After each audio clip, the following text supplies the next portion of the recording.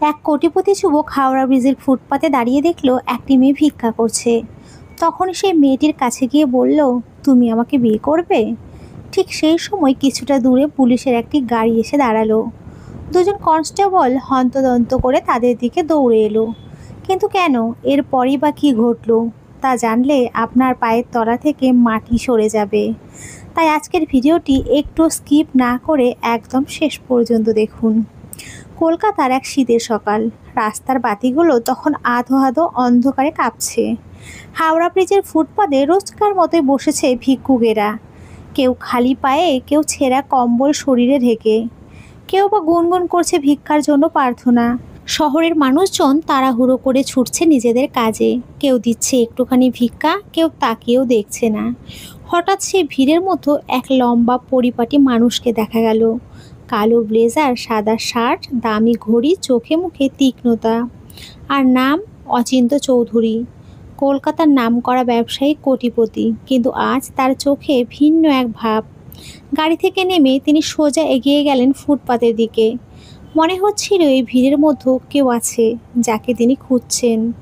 একজন মুখ যাকে ঠিকই চিনতে হবে দীর্ঘদিনের অপেক্ষার টান। চোখে স্পষ্ট এক কোণে বসে আছে এক মেয়ে, বয়স খুব বেশি হলে 25-এর কম। হলে করো, মুখে ক্লান্তির ছাপ, চোখ দুটো কেমন যেন অচেনা গভীরতায় ভরা। ছেঁড়া শাড়ি গায়ে, হাতে ছোট্ট একটা পিতলের বাটি। লোকজন খুব একটা খেয়াল করছেন না, কিন্তু অচিন্ত থেমে দাঁড়ালেন ওর সামনে। অচিন্ত কিন্তু পকেট থেকে এক মুঠো নোট বের করে মেয়েটির বাটিতে ফেললেন। মেয়েটি অবাক চোখে তাকালো। এত টাকা একসাথে হয়তো জীবনে প্রথম দেখছে। অচিন্ত হালকা হাসলেন। টাকা তো দিলাম, কিন্তু একটা প্রশ্ন আছে তোমার কাছে। মেয়েটি কণ্ঠ কাঁপিয়ে বলল, প্রশ্ন? অচিন্ত ধীরে ধীরে ঝুঁকে স্পষ্ট করে বললেন, তুমি কি আমাকে বিয়ে করবে? চারপাশের কয়েকজন পথচারী থমকে দাঁড়ালো। কে এই লোক? ভিক্ষুক মেয়েকে বিয়ের প্রস্তাব দিচ্ছে। লোকেরা চোখ কপালে তুলে তাকালো। মেয়েটি প্রথমে ভেবেছিল মজা করছে, কিন্তু অচিন্তের চোখের গভীরতায় মজা নেই, কিন্তু অদ্ভুত এক গম্ভীরতা। মেয়েটির নাম মাধুরী। সে হতভম্ব। আমার মতো ভিক্ষুক মেয়েকে কি আপনার কপালে মানায়? আমি আমি তো রাস্তায় বসে ভিক্ষা করি, অচিন্ত শান্ত গলায় বললেন। মানায় কি না সেটা আমি জানি না, আমি শুধু জানি আমি চাই তুমি রাজি হও। কথাটা শেষ হতেই যেন হাওয়ার ভারী এক রহস্য নেমে এলো। কেন এই প্রস্তাব? হঠাৎ অপরিচিত এক মেয়েকে? ঠিক তখনই হাওড়া ব্রিজের দিক থেকে একটা পুলিশের জিপ থামলো। দুজন কনস্টেবল তাড়াহুড়ো করে নেমে এলো এবং ভিড় ছিঁড়ে দৌড়ে এলো ফুটপাতের দিকে। মাধুরীর মুখ মুহূর্তেই ফ্যাকাশে হয়ে গেল। চোখে মুখে ছায়া নেমে এলো, যেন পুরনো কোনো আতঙ্ক তাকে আবার গ্রাস করছে। মাধুরীর মুখে তখনও সেই আতঙ্কের ছাপ, যেন কালো অজানা ভয় বহুদিন ধরে তাকে গ্রাস করে রেখেছে। চোখ দুটো কাঁপছিল, ঠোঁট ফেটে আসছিল কেঁপে কেঁপে। অচিন্ত এক মুহূর্ত ওদিকে তাকালেন, তারপর যেন হঠাৎ দৃশ্য পাল্টে গেল। বাইরের দুনিয়ায় তিনি এক কোটিপতি, ঝলমলে ব্যবসা, বিশাল বাড়ি, দামি গাড়ির বহর, চারপাশে আলো, কিন্তু সেই আলোর ভেতরেই তিনি একা। স্ত্রীর সঙ্গে বহু বছর আগে বিবাহ বিচ্ছেদ হয়েছে, ছেলে মেয়ে নেই।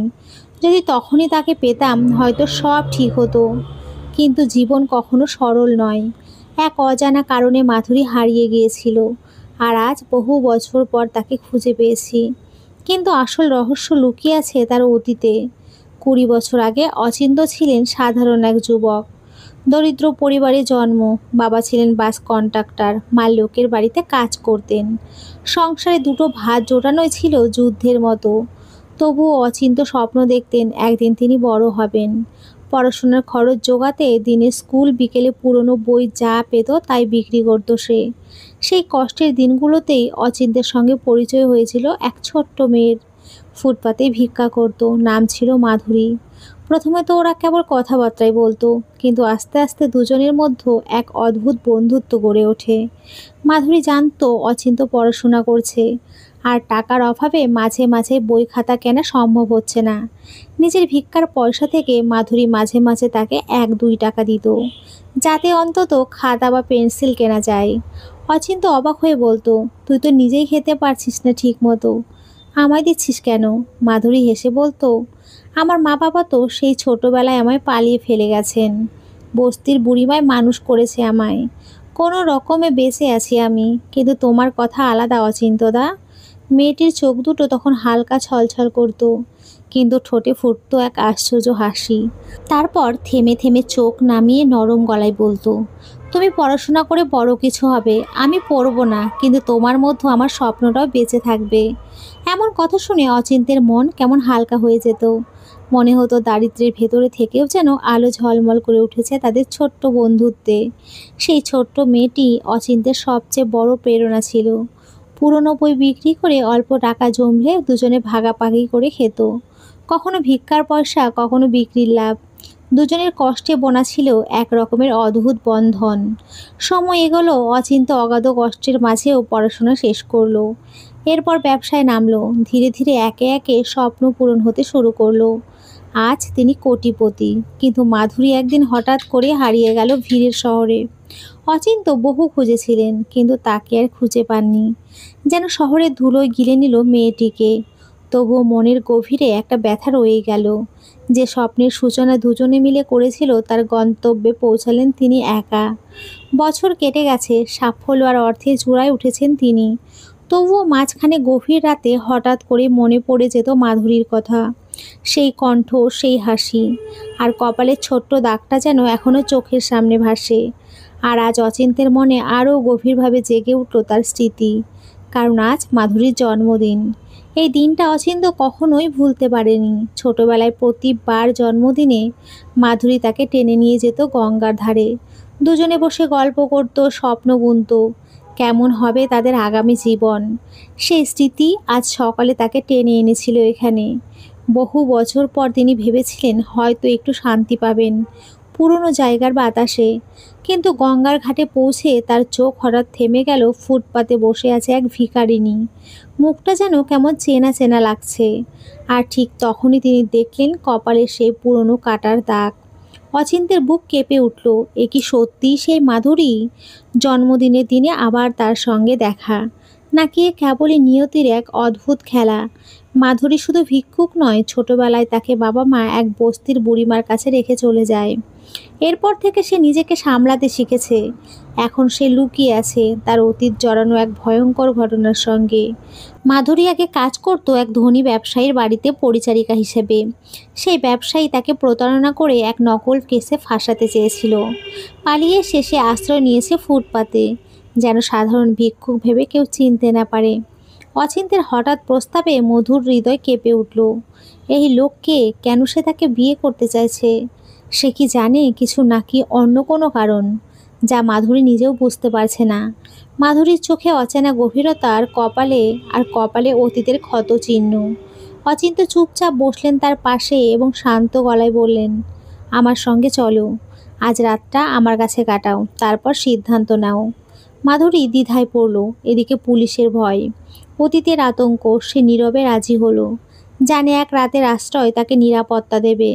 কিন্তু মনে রয়ে গেল প্রশ্নের ভিড়। এই লোক কি সত্যিই বিশ্বাসযোগ্য? অচিন্ত গাড়িতে বসিয়ে মাধুরীকে প্রাসাদের দিকে নিয়ে যাচ্ছিল। হঠাৎ রাস্তার মোড়ে পুলিশের একটি গাড়ি থেমে গেল। দুজন কনস্টেবল দ্রুত নেমে এসে গাড়ির দিকে দৌড়ে গেল। মাধুর হৃদয় জোরে জোরে ধুকধুক করতে লাগলো। সে ভয় পাচ্ছিল, ওরা কি আমাকে ধরে নেবে? কিন্তু অচিন্ত শান্তভাবে গাড়ি থেকে নেমে তাদের সঙ্গে কয়েক মুহূর্ত কথা বললেন। কথাবার্তা শেষ হতেই পুলিশরা চলে গেল। অচিন্ত আবার গাড়িতে ফিরে বসলেন। মাধুরী এখনো ভয়ে হক চকিয়ে বসে থাকলো। মাধুরীর কণ্ঠ কেঁপে কেঁপে জিজ্ঞেস করলো, কেন পুলিশ থামালো? অচিন্ত শান্ত গলায় বললেন, কেবল সামান্য চেকিং ছিল, কিচ্ছু না। আতঙ্কিত হওয়ার কিচ্ছু নেই। অচিন্ত হাসলেন, গাড়ি আবার স্টার্ট দিলেন। অচিন্তের প্রাসাদ সম বাড়িতে ঢুকতে মাধুরীর মনে হলো যেন অন্য জগতে এসেছে। দামি ঝাড়, লণ্ঠন, বড় ঘড়ি, দেওয়াল সাজানো নানা ফ্রেম। হঠাৎই তার চোখ আটকে গেল এক ছবিতে। ছবিতে দেখা যাচ্ছে ছোট্ট এক মেয়ে, ছেঁড়া জামায় কিন্তু মুখ ভরা হাসি। আর তার পাশে তরুণ অচিন্ত, সেও হাসছে সমান আনন্দে। মুহূর্তেই মাধুরীর নিঃশ্বাস আটকে গেল, ঠোঁট কাঁপতে লাগলো, চোখ ছলছল করে উঠল। সে ফিসফিস করে বলল, এই ছবি, এটা তো আমি তো। অচিন্ত ধীরে মাথা নাড়লেন, হ্যাঁ তুমি। আমি কোনোদিন ভুলিনি। এত বছর ধরে খুঁজেছি তোমাকে। মাধুরীর গলা ভারী হয়ে এলো। সে কাঁপা গলায় বলল, অচিন্তদা, তুমি কোথায় ছিলে এতদিন? জানো, আমিও তো কত খুঁজেছি তোমাকে, প্রতিদিন ভেবেছি যদি আবার একদিন দেখা হয়। তার চোখ বেয়ে নীরবে অশ্রু গড়িয়ে পড়ল। আর সেই মুহূর্তে দুজনের দৃষ্টি আটকে রইল ছবির মতো স্থির হয়ে, যেন অতীতের হারানো বন্ধুত্ব আবার ফিরে এলো হঠাৎ। অচিন্ত এক মুহূর্ত চুপ থাকলেন, মাধুরীর চোখে গভীরতা আর তার কপালের ক্ষতচিহ্ন দেখলেন। তারপর ধীরে ধীরে কণ্ঠ নরম অথচ গভীর ভাব নিয়ে বললেন, মাধুরী, কিন্তু তোমাকে যে চুরির নামে ফাঁসানো হয়েছে সেখানে তুমি কিভাবে টিকতে পেরেছিলে? কিভাবে এতদিন বেঁচে থাকতে পেরেছিলে? মাধুরীর শরীরে এক কাঁপন বয়ে গেল। সে কণ্ঠ কম্পন, চোখের জল আর হৃদয়ে আতঙ্ক নিয়ে উত্তর দিল, আমি আমি পালিয়েছি। ওই সময়ে সব হারিয়েছিলাম, কেউ পাশে ছিল না। ওই ব্যবসায়ী আমাকে ফাঁসানোর চেষ্টা করেছিল, তাই শহরের ভিড়ের মাঝে লুকিয়ে ফুটপাতে বসে ভিক্ষা করেছি। নিজের জীবন বাঁচানোর জন্য, কেউ চিনবে না, কেউ জিজ্ঞেস করবে না, এভাবেই টিকে থাকতে পেরেছি। কিন্তু ঠিক তখনই দরজায় কড়া নাড়ল। কেউ আচমকা, বাস্তব যেন তাদের স্বপ্ন ভাঙা আবহাওয়ায় ঢুকে পড়ল। এক অচেনা মানুষ ঢুকলো, কালো স্যুট, ভয়ানক দৃষ্টি, সেই ব্যবসায়ী যে একদিন মাধুরীকে ফাঁসিয়েছিল। সে গর্জে উঠল, অচিন্তবাবু, আপনি ভুল করেছেন। এই মেয়েটা অপরাধী, আমার বাড়ি থেকে চুরি করে পালিয়েছে। অচিন্ত শান্ত স্বরে বললেন, আমি সত্যিটা জানি।